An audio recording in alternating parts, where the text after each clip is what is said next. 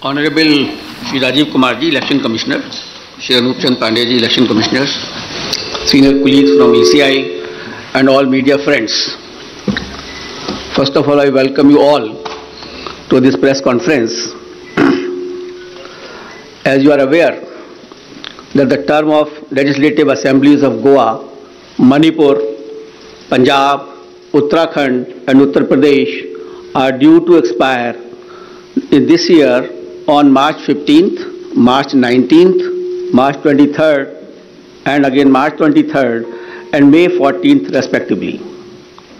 A total of 690 assembly constituencies will go poll this time. These includes 40 assembly constituencies in Goa, 60 assembly constituencies in Manipur, 117 ACs in Punjab, 17 ACs in Uttarakhand and 403 ACs in Uttar Pradesh.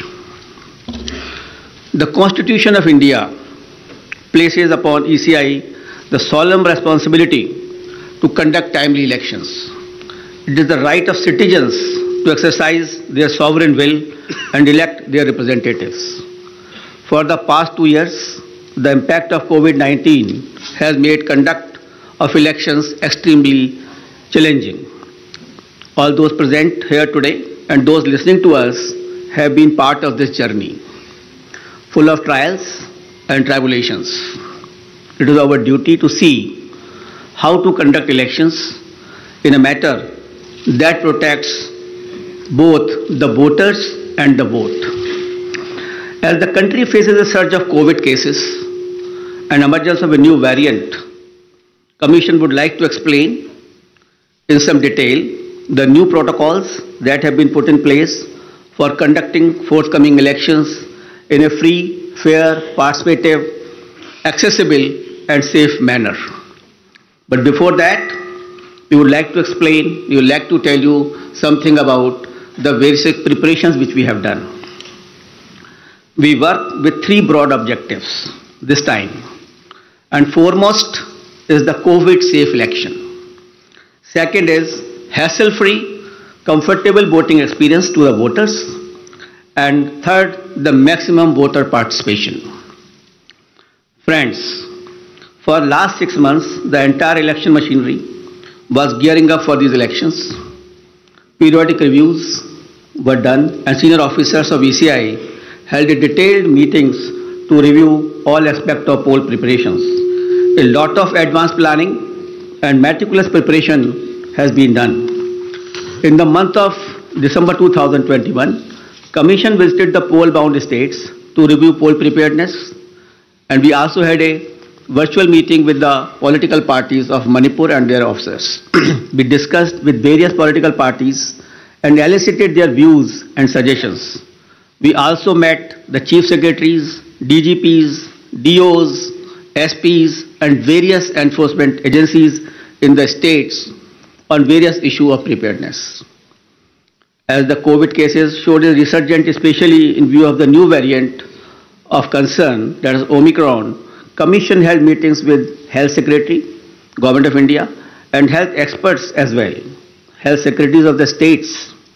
We also had discussions with the Union Home Secretary on this issue. After taking all these views and the opinions and the ground situation, we decided to announce elections to the 5 states with safety norms in place. At the heart of election process lies the sanctity and absolute veracity of the electoral roll. Subsequent to the recently conducted special summary revision exercise, the final electoral roll has been published on 5th January 2022 with 1st January 2022 as a qualifying date and is available to all political parties. Commission laid emphasis on registration of new age voters, women and persons with disabilities. A total number of 18.34 crore electors, including service voters, will take part in this election, out of which 8.55 crore are women electors. As a result of the hard work done by our officers in the field, we have some very encouraging figures to share with you.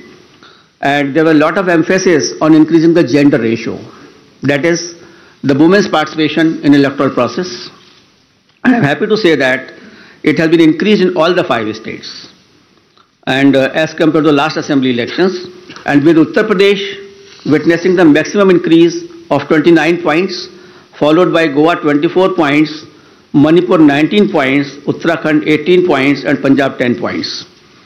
With this result, the gender ratio of various states is as under: Goa 1056, Manipur 1065, Punjab 902, Uttarakhand 928, and UP is 868. As many as 24.9 lakh first-time electors, that is between the age of 18-19, have got registered in the 5 states. And out of these, first-time women electors are 11.4 lakhs.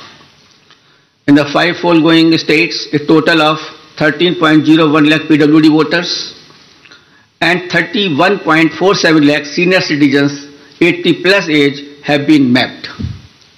Their participation has been increasing and their presence at the polling stations serves to inspire the younger generation.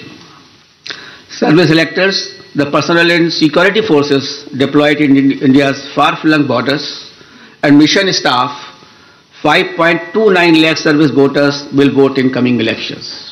India TV हर वक्त हर जगह download करने के लिए search करें India TV news Google Play Store या app